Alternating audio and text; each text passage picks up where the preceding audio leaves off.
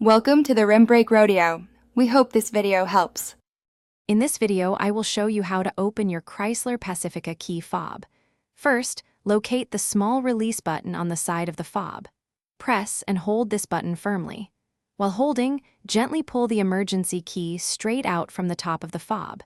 This key is essential for the next step, allowing access to the battery compartment. Keep it handy for later reassembly. Now, look closely at the small slot where you just removed the emergency key. This is your entry point for opening the fob. Carefully insert a small flathead screwdriver or even a coin into this narrow opening. With a gentle, twisting motion, slowly pry the two halves of the key fob apart.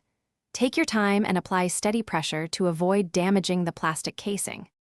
Once the fob is open, you will see the small, round coin cell battery.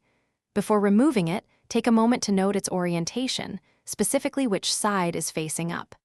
Gently pry out the old battery. Now, insert a new CR2032 battery, ensuring the positive side, usually marked with a plus sign, faces upwards. With the new battery in place, it is time to reassemble your key fob. Carefully align the two halves of the fob, making sure all the edges match up perfectly. Press the halves together firmly until you hear a satisfying click, indicating they are securely fastened.